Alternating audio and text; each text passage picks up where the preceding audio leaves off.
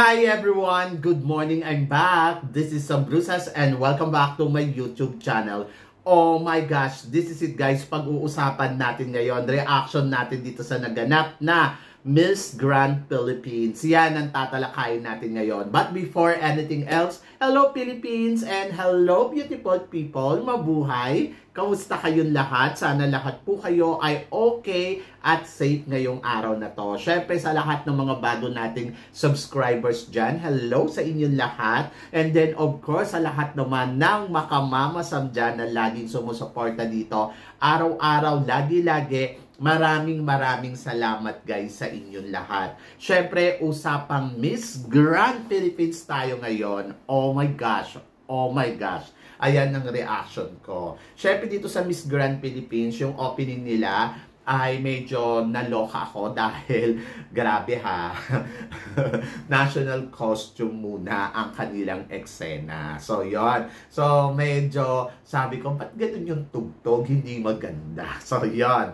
At syempre, kung pag-uusapan natin yung national costume ng mga girls ay talaga namang bongga. Talaga namang masasabi ko, in fairness, sana paggandaan nila. So, bakit late ang Miss Grand? Dahil kinuwanan muna pala nila ng shoot itong yung national costume ng umaga. So, yon. So, syempre nga naman, napakahirap naman mag-prepare ng gano'n at nakakapagod yun. So, kailangan talaga ng pahinga ng mga kandidata after ng national costume na yon, di ba? Ang lalaki kaya. Pero in fairness sa mga candidates, grabe ha, talagang kabugan talaga. Gusto ko yung national costume syempre ni Miss Bulacan. Gusto ko yung kay Bulacan. Gusto ko rin yung kay Pampanga at saka gusto ko yung kay CJ, yung kay Castillejo Zambales. Ang ganda. So yon, in fairness naman, talaga namang panalo talaga yung national costume na yon. At masasabi ko naman na lahat ng mga girls ay good job, di ba? So, yon. So, akala ko, yun na yung opening. Pero, syempre, yung pasabog talaga ng Miss Grand Philippines, ang ganda. So, yon. So, syempre, yung kanilang intermission number na nakakaloka. Maganda yung stage, ang laki. Tapos, ang ganda din ng mga lightings nila. Pero naloka ako kasi talagang kita mong kulang sa rehearse. Actually, ni-rehearse lang daw nila yun. Yung umaga din lang daw. So, yon. So, kaya nakakaloka. Pero isipin mo na lang, kung talaga nagkaroon sila ng proper pageant at proper rehearse, maganda. Kahit sabihin pa natin mas bongga yung last year, masasabi ko na itong na to, Miss Grand na to, ay pumalo naman yung kanilang eksena. Pero ayun nga, obvious na kulang sa rehearse. Ayun. So, nakita mo yung mga reigning queen nila na parang hindi nila alam kung saan sila pupunta at ano yung gagawin nila. Pero yung mga girls naman, in fairness naman, ang dali naman makaka-catch up dun sa sayaw nila na bongga kaday, bongga, diba? So yun, nakakaloka yung mga music. Eh kasi nga naman, disco ang team, tapos ang OPM music noong 70s and 80s. Kaya ganun yung mga tugtog. In fairness, may team sila. Maganda naman yung ipinakita ng Miss Grand, kaya lang talagang kulang lang talaga sila sa panahon. So yun, pagdating sa host, grabe ha, wala din rehearse sa mga host. So ang galing ni Jasmine Omay, in fairness, nakasabay siya kay Casey at saka kay Dayan. So, panalo si tawag dito Jasmine Omay sa bilang baguhan. Ay nako, winner na winner. So, ang ganda, ang bongga. So, yun. Gusto ko yung pag-hosting dito ni Jasmine Omay. Saka syempre silang tatlo. Pagkatapos sa eksena, syempre para tayo nanonood ng Binibining Pilipinas. One by one yung labanan. Kasi nga, di ba, wala silang preliminary competition. Parang yun na rin din yung preliminary. Hataw ang mga girls, lalo na si CJ pagdating sa pasarela. Oh my gosh, ang linis ng kanyang pasarela. Medyo may comment lang ako doon sa paikot-ikot niya ng ilang beses. Parang tatlo niya. Yung pabalik-balik niya. So, medyo ingat siya doon kasi tulad nung kagabi, kamunti ka na siya ma-imbalance. Pero nakiri naman niya. Pero siguro mas maganda kung magkakaroon pa siya ng kahit konting rehearsal pagdating sa pasarela. Para alam mo yon na mas makabog niya. Kasi parang feeling ko, wala din siyang rehearse, wala din siyang training, di ba? Pero sana magkaroon siya ng kahit one day na training para ma-polish yung ganong pasarela kasi maganda naman. Kita naman natin na talagang hataw na hataw na hataw talaga ang CJ Opiasa at wala naman akong masabi. Sobrang panalo. So, humakot din ng special award si CJ Opiasa katulad ng Miss Mistisa, Photogenic, Multimedia, Miss Aqua Boracay, Best in Swimsuit. Kahit hindi sila nagpunta sa Aqua sa Boracay, parang ayun, naloka ako kasi nagkaroon sila ng award na ganito. And then, Best in Swimsuit, wala naman akong duda kasi talaga namang maganda naman talaga ang katawan ni CJ at talagang masasabi mong ang lakas, di ba? So, yon. So, pagdating sa evening gown, kabugan. So, nakita naman natin na talagang kumabog din naman talaga yung mga ibang girls pagdating sa evening gown. At ang nag-best evening gown nga ay si Pampanga. So, yon. So, nakakaloka kasi talagang grabe talaga yung bardagulan. Pero naloka din ako sa haba ng oras nila. So, yun. So, nakakaloka. Ang daming eksena. Tapos, alam mo yun, yung ang tagal magbalik. Nakakawindang. As in, talagang nawindang talaga ako doon sa sobrang tagal. Alam naman natin, kapag Mr. Arnold ang may papageant, talagang umaabot talaga ng 10 oras ng gabi. Diba? So, yun. So, syempre, pagdating sa Q&A, sumalang ang mga girls ng 2 beses o 3 beses sa Q&A kasi 'di ba merong opening intro, tapos merong speech, tapos merong final Q&A. So dito talaga nakita talaga yung galing ng mga kandidata. In fairness naman kay CJ, talagang well prepared talaga siya. Ando doon na parang gabi niya to. So yan, pagdating sa top 5, ang mga napili nila, syempre naloka ako ng bonggang-bongga kasi nang hinayang ako kay Pasig, hindi na siya nakalusot sa top 5 kahit ang ganda-ganda niya. Si Laguna. Actually, si Laguna, gusto ko si Laguna sa Best National Costume. Kita mo talaga na bongga din talaga ang katawan ni Laguna at yung beauty. Pero yung pasarela niya, naloka ako. Naloka ako kay Laguna. Actually, maraming kandidata na nakakatamad tignan yung kanilang pasarela. Miss Grand ang sasalihan ninyo. Huwag kayong umeksena o gumawa ng sarili nyong na paano kayo maiiba. Kasi alam naman natin, ang Miss Grand ay bagdagulan talaga. So, yon sa top 5, swerte ni Laguna kasi nakapasok siya. Tapos, ganun din si Manila. Tapos, syempre, expected ko na papasok talaga itong si Quirino. At saka, syempre, si Pampanga. At saka, syempre, si CJ Opiasa.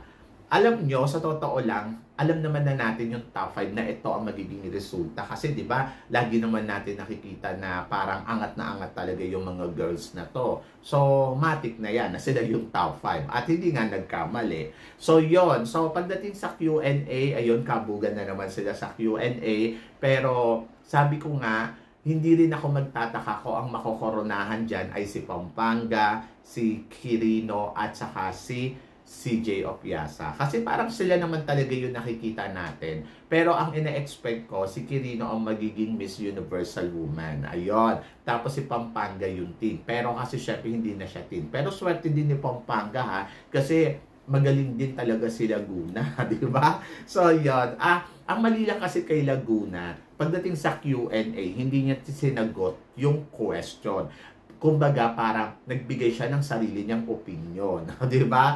So, ang dali-dali lang naman ng tanong. Ayun nga yung pinakamadaling tanong Kumbaga, parang anong tingin mo, sino ang mas the best magbigay ng advice, babae o lalaki? So, sana sinagot mo, babae or lalaki. Hindi yung parang sasabihin mo both. Kasi mamamali ka talaga dun. Kasi pinapipili ka di ba? So, yun. Sana yung mga girls minsan, huwag masyadong magmaganda. Pagdating sa Q&A, pakinggan ang tanong para masagot. So, sayang tuloy.